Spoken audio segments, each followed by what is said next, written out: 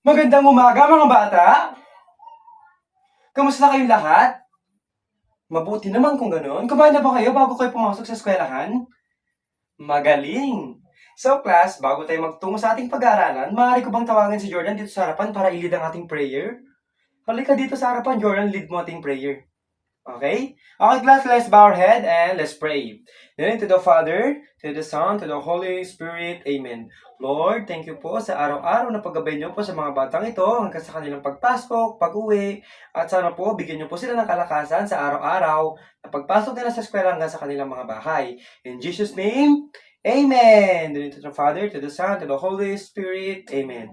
Okay, class, bago umupo ang lahat, para niyo bang i-check ang inyong ilalim ng upuan kung meron tayong mga kalat, or mga dumi sa ilan yung mga upuan. Ibulso muna ito kumalay sa basurahan at ilagay muna ito sa bag kung sakasakali. Maliwanag ba mga bata? Okay, class. Bago tayo mag-proceed sa ating discussion, sino nakakaalala sa inyo ng pinag-aaralan natin kahapon? Yes, Daphne? Oh, it's all about sa mga uri ng mga hayop. Magaling. So, anyone class, can anyone give me some examples ng mga uri ng hayop na inaalagaan sa loob ng bahay? Yes, Daphne. Dog. Wow. Who wants to answer? Sino pang gustong sumagot? Yes, Daphne. Dwayne? Cat. Oh, wow. Bird. Bird? Pwede. Last one. Ano? Isda. Pwede. Kasi meron daw silang aquarium sa bahay nila. Sila Dwayne. Di ba, Dwayne? Magaling. So, anyone class, iba namang tanong. Sinong nakakaalala? Magbigay ka ng sample sa akin ng mga inaalagaan sa bukid. Uy, kalabaw. Uy, kambing. Magaling. Ano pa? Horse? Pwede. Magaling kayo lahat, ha? Ngayon, naalala niyo pa pala yung mga pinag-aralan kahapon. So, class, bago ang lahat, class, maaari niyo ba basahin ng ating classroom rules? Okay, class? Classroom rules. S, show respect. H, honest. A, always listen. B, presenter. E, encourage. Okay, mga bata? Ang ating classroom room ay dapat natin isa puso at isa utak. At gawin ito sa loob ng classroom. Maliwanag ba? Magaling. Okay, class. Bago tayo mag-proceed natin discussion, meron pala akong inihandang kanta. Handa na ba kayo? Magaling kung ganon. Alam nyo ba yung kantang Are You Sleeping? Familiar pala kayo doon. So, class, ganito siya. Kakantayin ko muna siya. Pagkatapos nung susundan nyo, maliwanag? Okay, ganito siya. My eyes... Ay, pero bago na, class, hindi nyo pa pala yung title, no? So, ang title ng ating song is The Shape Friend Song. Ano ulit ang title ng song natin? The Shape Friend Song. Magaling. So, ganito siya kantahin, class. My eyes is squares, my eyes is squares, but they're okay, but they're okay. Na na na na na na na na na na na na, but it's okay, but it's okay. Okay ba? Okay, sabayan niyo ako lahat kayo tumayo at ating kakantahin at ating sasayawin, okay? And on count of 3, 1, 2, 3. My eyes is squares, my eyes is squares, but they're okay, but they're okay. Na na na na na na na na na na na na, but it's okay. But it's okay. Next, my nose is triangles, my nose is triangles, but it's okay. But it's okay. Na na na na na na na na na na na na, but it's okay. But it's okay. Next, class. My mouth is rectangle, my mouth is rectangle, but it's okay. But it's okay. Na na na na na na na na na na na na, but it's okay. But it's okay. Last one. My face is rectangle, my face is rectangle, but it's okay. But it's okay. Na na na na na na na na na na na na, but it's okay. But it's okay. Okay, class, last one. Lakasan pa natin. My hair is triangle, my hair is triangle, but it's okay. But it's okay. Magaling! Bigyan naman natin ng kapalakpakan natin mga sarili. Alam nyo bang gawin kung paano ang gawin ang curve clap? Ganito siya. 1, 2, 3. 1, 2, 3. Curve. Okay, sabay-sabay naman tayo. 1, 2, 3. 1, 2, 3. Curve. Magaling. Okay, class. So, maaari bang basahin nyo ang ating objectives? Okay? Number 1, let's read the objectives. At the end of the lesson, the learner should be able to, okay class, ito ang group 1, ito ang group 2. Okay, number 1, pakibasa, group 1, identify the 5 basic shapes. And group 2, pakibasa, describe the characteristics of each shape. Okay, sabay-sabay naman tayo mga bata. Okay, number 3, pag sabay-sabay ka lahat, create a drawing using the 5 basic shapes. Okay, class? So, may idea na ba kayo kung ano magiging title natin? Kung ano magiging topic natin for today? It's all about the 5 basic shapes. So, ito yung mga 5 basic shapes na ating makikita sa ating mga environment, sa kapaligiran. Madalas nakikita natin ito sa loob ng classroom, sa loob ng bahay. So, for example, ito class. Bibigyan ko ng samples. Do you know what is this? Yup. This is a bygone or violin na pampatay ng mga lamok. So, ito class. Anong nakikita niyong hugis sa taas nito? Yeah, it's a circle. Circle has no corner. Okay, class? Okay, class. So, bago tayo mag-proceed ating discussion, meron pala akong prepare ng mga pictures or objects na i-identify nyo kung ano ito. Okay, class? So, ano nakikita nyo sa mga pictures? Meron tayong bintana. Magaling. Next, pictures, which is pintuan. Next is bola, and star, and pizza. Magaling. So, class, maaari ko ba kayong tanungin kung anong hugis ito? Number 1, square. Tingnan natin kung tama ang sagot natin, Daphne. Square. And next one, who wants to answer? Yes, Dwayne. Anong square, anong shape ang nakikita mo sa hugis pintuan? Rectangle. Magaling. So, next one is star.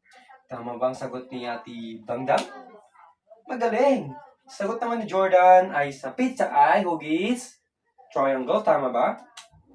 And the last one is, ang sinabi ko kanina dito, circle. Tingnan natin kung tama mga sagot niyo mga bata. Circle. Magaling mga bata. So class, eto na. Circle ang sabi ko kanina, has no corners. Wala siyang dulo-dulo. It's a bilog lang siya mga bata. So, kung titignan nyo yung circle, wala siyang corners. Diretso. Okay ba? Maliwanag ba mga bata? So, magbigay nyo kayo sa akin ng mga samples ng mga circles na madalas nyo nakikita, nahawakan, at nakita na, at nilalaro pa. Magbigay samples. Coins. Magaling, Daphne. Anyone? Moon? Pwede kasi ang moon, nakikita natin sa kalangitan. Di ba mga bata? Tingnan natin kung mga tama yung mga samples nyo. So, circle is a round shape and has no corner. And ito yung mga sample, mga bata ay lumalabas siya. And clock, ito naman yung mga ginagamit natin sa bahay o sa eskwelahan na pinagtitignan natin ng mga orasan. Di ba mga bata? And the next is planet. Mercury, Venus, Earth. And coins, last. Mga piso, mga barya. Tama ba mga bata? Next is squares. So, squares, pakibasa mga bata. It has 4 sides and all sides are exactly equal. Sabi dito mga bata, ang square daw ay meron siyang 4 na sides and lahat ay exactly equal. So, class, ganito siya. For example, bibigyan ko ng sample mga bata. So, square. Did you see what I see? Aircon is shapes. Aircon is a square. Look, tingnan nyo ito mga bata. 1, 2, 3, and 4. Square had 4 sides and it's equal. And can you give me some examples of squares na madalas yung nakikita sa inyong mga batahanan or sa kapaligiran? Cubes. Ano yung cubes? Yung dice daw. Magaling. Tabletop. Tabletop. Pwede. Kasi ang tabletop, meron tayong square, rectangle, and circle. So, ito yung mga samples ng mga bata. Tignan nyo. Meron tayong box, tiles, and dice. So, next is rectangle. Okay, class. Pakibasa. 2 sides are long, 2 sides are short. Sabi dito mga bata, ang rectangle daw ay 2 sides are long, mahaba daw, and 2 sides are short. Yung dalawa daw ay mahaba, yung dalawa daw ay maiksi. So, bibigyan ko ng sample mga bata. Katulad na lang itong envelope. Did you see it's a rectangle? Dalawa ang mahaba sa gilid and sa kababa ay short. And rectangle has 4 sides. Magaling mga bata. So, can you give me some examples of rectangle na madalas nyo nakikita sa loob ng classroom or sa environment nyo, sa bahay nyo? Notebook, magaling. Ano pa? Sa school? Blackboard? Oo, pwede nga, no, mga bata. Magaling, mga bata. So, next naman tayo is triangles. So, triangles, pakibasa mga bata. It has 3 sides. Ang sabi dito mga bata, ang triangle daw ay meron siyang 3 sides. So, sino nakakita sa inyo ng pyramid? Ganito siya mga bata, ganyan. 1, 2, and 3. Triangle has 3 sides. Magaling mga bata. So, mga samples ng sides ay meron tayong pyramid, ice cream cone. Alam niyo ba ang ice cream cone? Oh, magaling yung ice cream. Oh, paborito ni Dwayne. Ang galing, oh. So, next is star. So, can you give me some examples of stars, mga bata? Stars? Magaling, mga between daw. So, pakibasa mo na kung ano ibig sabihin ng star, mga bata. It has 5 points. Ang star, tinan niyo mga bata. 1, 2, 3, 4, 5. Ang star daw ay meron siyang 5 sides or 5 points. So, mga sample ng star ay meron tayong Christmas star. Familiar ba kayo sa Christmas star? Yung ginagamit ko sa bahay nyo, yung may Christmas tree, tapos sa taas niya ay star. Meron din tayong starfish and star in the sky. Yung mga between, madalas na hulog. Pag tititigan mo mga bata, star talaga. Sino nakatry na noon? Okay. So, class, I think, handa naman na kayo sa activity na ginawa natin. So, may katanungan lang ako. So, ang circle has no corners. And, ang square has 4 side. Magaling. Ang rectangle, ilang side ang mayroong rectangle? 4 side din. Pero, ang niya ay long and short. Magaling. Triangle, ilang corners? 3. Magaling. Ang star? 5. Magaling mga bata. So, meron ako inihandang activity. Ang title ng activity natin is Draw What You Think. This is the instructions. Okay mga bata, pakibasa. Draw things around you that is made up of the 5 basic shapes.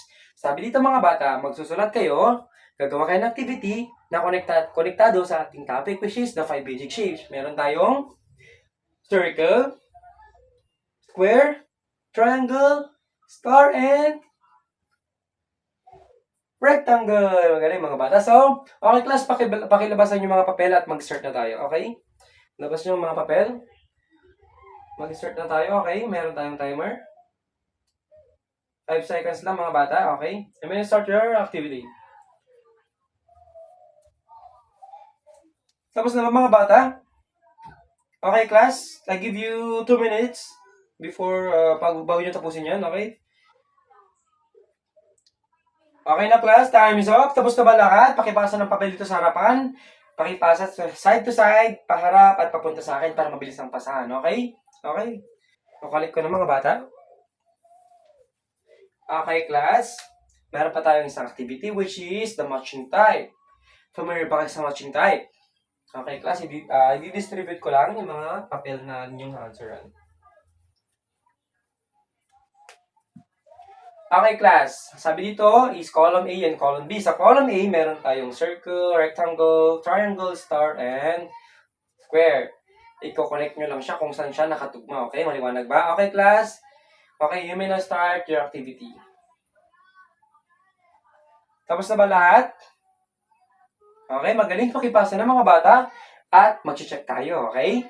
Okay, you may now exchange your paper at your back seat or your katabi. Okay, seatmate. Okay, number 1 is circle. Tama ba? Magaling. Number 2, rectangle.